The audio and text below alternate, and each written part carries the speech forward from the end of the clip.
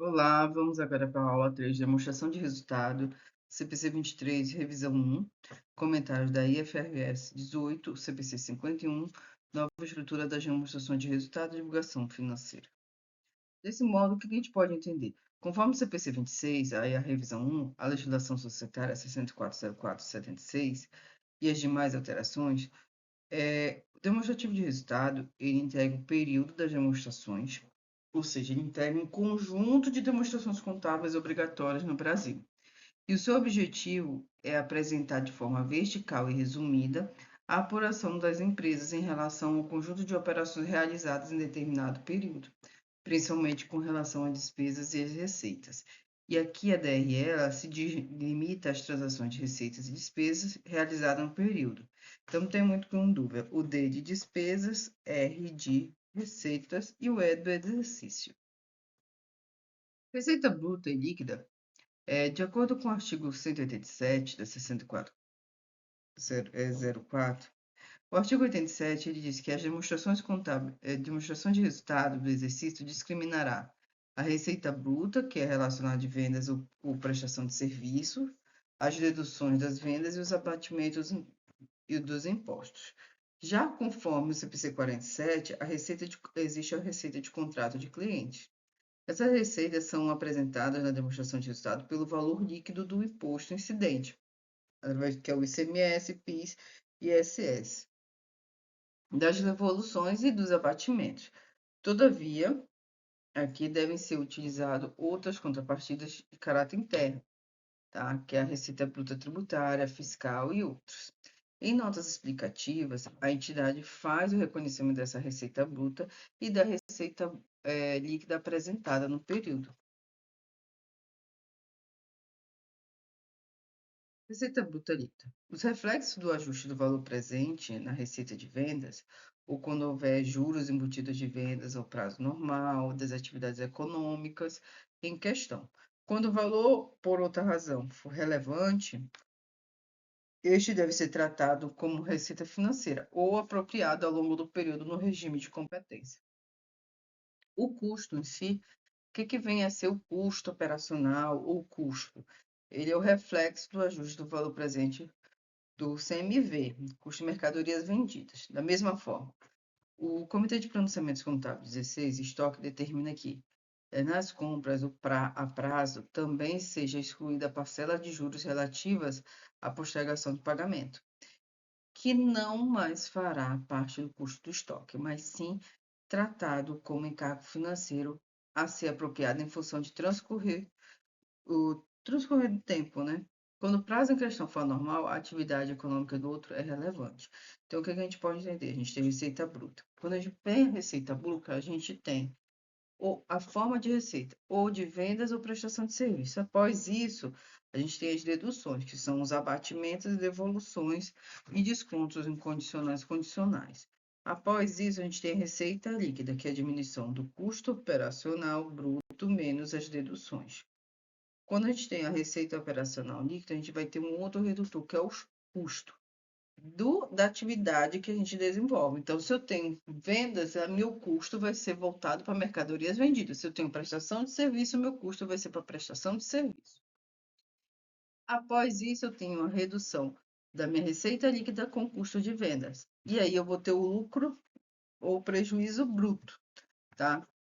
Esse prejuízo é determinado no artigo 187, em que o lucro ou prejuízo ou outras receitas, outras despesas. Já no CPC 26, na revisão 1, estabelece a rubrica de demonstrativo de resultado, não faz a menção ao lucro ou prejuízo operacional, e sim ao lucro ou prejuízo das operações continuadas, conforme você pode observar aqui a listinha do início da ordem das demonstrações de resultado do exercício. E as despesas operacionais, o que vem a ser? As despesas são despesas com vendas, que abrange desde a promoção do produto até a colocação junto com o consumidor.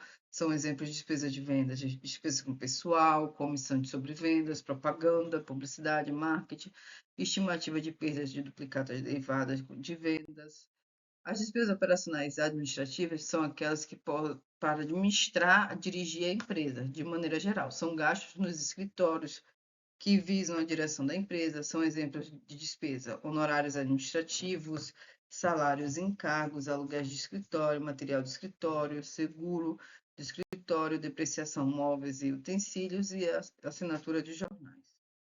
Outras despesas ou receitas não operacionais é utilizada para despesas de receitas que não foram enquadradas nos grupos anteriores. Então, são exemplos: receitas de aluguéis de imóveis, ganho e perda de ajuste de valor justo de títulos em contrapartida de resultados, ganho e perda de venda de investimentos, ganho e perda de venda de ativos imobilizados, ganho e perda de venda de ativos intangíveis, perdas por reversão por redução de valor recuperável, tá? Outras receitas, receitas e despesas de equivalência patrimoniais, de acordo com o CPC 18, revisão 2, é que os investimentos em sociedades coligadas, em entidades controladas e entidades controladas em conjunto são avaliados pelo método de equivalência patrimonial. Nesse método, os lucros ou prejuízos apurados nessa sociedade investidora não são proporcionais aos seus percentuais de participação, 20, 30% de participação. Então, aqui eu vou lançar sempre as despesas, os resultados da equivalência patrimonial aqui nas despesas operacionais aqui, após as outras receitas e despesas, dependendo do saldo. Despesas e receitas financeiras. As despesas financeiras derivam e englobam somente a remuneração de capital de terceiros, ou seja, juros ou qualquer que fosse a denominação que recebesse, juros pagos ou incorridos, comissões bancárias, descontos financeiros condicionais concedidos. A recíproca seria válida para conceituar as receitas financeiras. Então, existe ainda as variações cambiais, que é decorrente de operações que envolvem obrigações e direitos, né, de mercadorias estrangeiras, né, e oscila em relação à moeda, ou variação monetária. Despesa e receita financeira. Um exemplo. Um exemplo de variação cambial, por exemplo, se a empresa contrair empréstimos em moeda estrangeira, por exemplo, US$ 1.000 no início do ano, quando cada dólar está cotado em 2,87 da dívida, corresponde a 2.870, ou 2.870. Então, é US$ 1.000 vezes 2,87. Se for o período do dólar estiver cotado em 3,33, eu vou fazer US$ 1.000 vezes 3,33, que vai dar 3.300, tá? Então, se você observar aqui o resultado de 2.870 para 3.300, se você observar, fazer a diminuição disso, você encontra uma diferença de 4.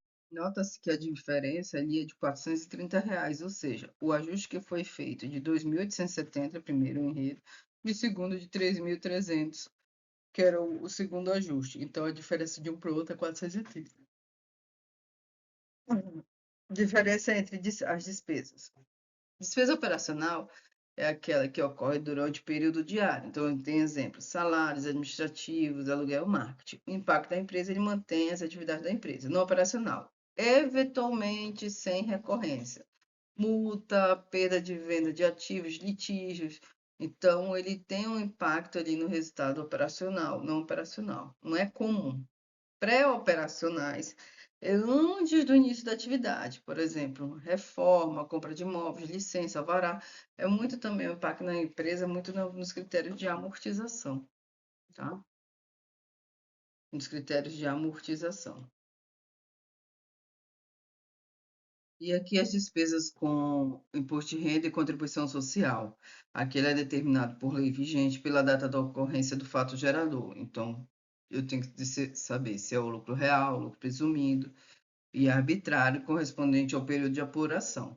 E no caso, na base de cálculo do imposto, ele não é um lucro contábil, mas um lucro contábil ajustado sobre a determinada vigência fiscal.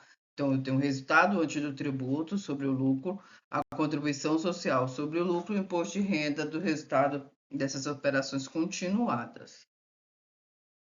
Aqui o que temos que entender é que o resultado líquido das operações continuadas, elas surgem antes de apurar o lucro líquido que se faz necessário para levar a consideração das operações descontinuadas, né? Essas operações são normatizadas pelo CPC 31, tá? Todas essas operações que são descontinuadas e um componente de entidade que tem alienado ou mantido para a venda. Esses componentes podem ser, por exemplo, uma importante linha de negócio, né, separada de negócio, geográfica de operações, ou uma situação que envolve uma controlada adquirida exclusivamente com o objetivo de revender. As consequências que nós podemos, consequências contábeis das operações descontinuadas, elas devem ser alocadas numa determinada linha na DRE. Então, depois do resultado de operações continuadas. Da mesma forma que as despesas por participações, né? No item 6 do artigo 187 da 6404, ele determina que a demonstração de resultado nas participações no lucro sejam apresentadas após o resultado do exercício deduzido do imposto de renda. O artigo 187 da demonstração de resultado do exercício discriminará 5. O resultado do exercício antes do imposto de renda e provisão do imposto. 6. As participações que a gente tem de debêntures, empregados, administradores, partes beneficiárias, mesmo na forma de instrumentos financeiros e instituições de fundos e de assistência previdenciária de empregados, que caracterizo como despesa, ou o item 7, que é o lucro do prejuízo líquido do exercício, e o seu montante na ação do capital. Outro ponto dessas despesas de participação, como elas devem ser apresentadas. Nota que aqui, depois do resultado do tributo, eu tenho a contribuição social e imposto de renda, e aqui no resultado líquido das operações continuadas, eu tenho o resultado das operações descontinuadas, né, que pode ser positivo ou negativo, e aí eu tenho a participação de debêntures, tá? Eu tenho percentuais para serem atribuídos aos debêntures. Esse percentual eu vou multiplicar com o resultado líquido operacional descontinuado, e o saldo dele eu vou tirar uma nova participação. Não é tipo, o percentual de debêntures é 5, eu vou tirar 5. O percentual de empregados vai ser 10, eu vou tirar 10 do resultado líquido. Não. Eu vou tirar 5% de debêntures por resultado líquido. O saldo que eu tenho é a partir do saldo que eu tenho da diminuição do resultado líquido menos os debêntures é que eu vou tirar o restante de 5% dos empregados. Ou que eu vou tirar o residual. Então, é um após o outro. Não é um percentual direto que nem o imposto de renda e contribuição social. Participações no resultado, observa que as participações nos resultados ele não colaboram com o tratamento contábil para a participação de resultado na legislação societária, de acordo com o CPC 26 na revisão 1. Esses gastos para os fins de CPC ou IFRS, eles são geralmente classificados como despesas gerais e administrativas. Por exemplo, caso de debêntures que sejam registrados no balanço patrimonial como dívida de passivo financeiro, nos termos do CPC 39, então a remuneração através de participação deveria ser classificada como despesa financeira. Dessa forma, a participação dos sócios não controladores, como é que isso deveria vir? Então, o CPC 26 ele determina que o lucro líquido deverá ser segregado entre os sócios não controladores e sócios controladores. Essa situação somente ocorre na demonstração de resultado do período consolidada, cujo tratamento contábil é estabelecido no CPC 36, revisão 3. Então, nota que o resultado líquido aqui, eu tenho o resultado do período atribuído, eu tenho sócio da empresa controladora e sócio da não controladora. Lucro líquido por ação, após todas as deduções, inclusive as de participações por ações, eu tenho um lucro líquido por ações, que deve ser obtido através da equação do lucro líquido do exercício dividido pelo número de ações emitidas. Tá? Nota que esse cálculo do lucro líquido por ação, ele pode se tornar mais complexo nas hipóteses de existência de instrumentos financeiros, né? Que a gente tem ações preferenciais, conversíveis, debêntures conversíveis, as ações ordinárias para cálculo nominais, tá? Nota que o lucro líquido por ação, quais são aqueles que podem ser convertidos em ações ordinárias, tá? Os conceitos de apuração do lucro são normatizados pelo CPC 41, que é o lucro por ação. Então, a gente tem sócio da empresa controladora, sócio não controladora, para depois ter o lucro por ação. E na DRE, nas novas categorias, que são subblocos, 5 blocos, né? E subtotais obrigatórios. Aqui a gente entende sobre as mudanças na categoria de padronizadas, né? Que é o IFRS 18. né, que são categorias padronizadas de classificação das receitas e despesas informadas dentro da demonstração de resultado, tá? E aí a gente tem a divisão em operacional, investimento e financiamento, e aquelas impostos sobre o lucro ou operações descontinuadas. As três primeiras categorias, na verdade, elas são novidades e não existiam na forma organizada na IES 1 anterior. Então, se você observar aqui, as modificações que ficaram, o modelo do artigo 187, tem todo um perfil do operacional, das despesas operacionais aqui. Entretanto, a partir do lucro operacional, eu já tenho a questão dos investimentos, que vai ser uma de equivalência patrimonial de coligada, de inventos, tá? O valor justo, na verdade, equivalência pelo valor justo. Vou ter despesas e receitas financeiras de ativos financeiros, de caixa equivalente caixa, receitas de dividendos, variação de ativos financeiros e no financiamento vamos ter os destaques das variações cambiais sobre financiamento e despesas relacionadas às provisões. Na categoria operacional, observa que ela engloba tanto receita, tá? E despesas relacionadas à atividade de negócio. Então, ele não se enquadra em outras categorias. E para a maioria dessas empresas industriais e serviços, isso inclui receita bruta de vendas, custo de produtos, serviços vendidos. Em resumo, é uma operação típica das empresas sem os efeitos financeiros e investimentos segregados. Tá? Quando a gente vai tratar da categoria investimentos, cabe a destacar o ativo que gera um retorno de forma separada das operações principais, por isso que você tem saldos ali de caixa equivalente de caixa, por exemplo. Outro exemplo que a gente tem é receitas financeiras de aplicações, dividendos e rendas de investimentos, que são os ganhos ou perdas de ativos não operacionais. O ajuste de valor justo, né, de investimentos, além de participação de resultados investidos. Observa que aqui, nessa linha de investimento, são feitos pela empresa que não sejam intrinsecamente ligados a atividades operacionais. Na categoria financiamento, são dados prioridade a financiamento da estrutura de capital da companhia. Então, a gente tem juros de empréstimos e financiamentos, que são aquelas variações monetárias, cambiais, tá? Bem como aqueles dividendos declarados sobre instrumentos classificáveis como passivo, que são apresentados aqui. Além disso, a gente tem as despesas financeiras de passivos que não decorrem só do ato de levantar financiamento, como juros de arrendamento, o leasing, né, que é o modelo de leasing, as provisões de desmonte, que é o despesa Wind, tá, que também pertence à categoria de financiamento, tá, o resultado financeiro tradicional, de despesa, juros líquidos, por exemplo.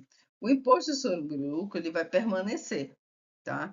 Ele permanece assim, separado, incluindo apenas as despesas e receitas, o imposto de renda e contribuição, né, social corrente e diferido, conforme aí as 12 do CPC 32, fora a categoria operacional, assim como anteriormente. Então, aqui, se você for ver o formato, ele se mantém em despesas, tá? O imposto de renda sempre no lucro antes do imposto de renda, tá? Sempre vai ser depois da atividade de financiamento, porque primeiro você tem dos investimentos, por último financiamento, aí eu vou ter o lucro antes do imposto. Aí eu vou ter, após a categoria financiamento, é que eu vou ter as deduções que são do lucro real, lucro presumido, que eu tenho do imposto de renda e contribuição. E aqui a gente retorna de novo ao modelo comparado, que é o modelo atual hoje, o modelo que vai ser a partir de 2027, onde a gente tem essa divisão operacional, investimento e financiamento. Ok? Aqui são o modelo, né, do modelo operacional da empresa XYZ, do modelo operacional. E aqui das empresas em gerais, aqui no modelo dessa mesma empresa, no modelo financiamento, que está destacado as despesas com juros de empréstimo, tá? Juros de passivos de aposentadoria e provisões, ok? E despesas de lucro, tributos sobre o lucro. E aqui a gente tem lucros de operações continuadas, que são apenas de operações descontinuadas, que são descontos de operações descontinuadas. E aí a gente tem o lucro líquido atribuído aos acionistas não controladores, lucro por ação básico e diluído, tá? E aqui encerramos a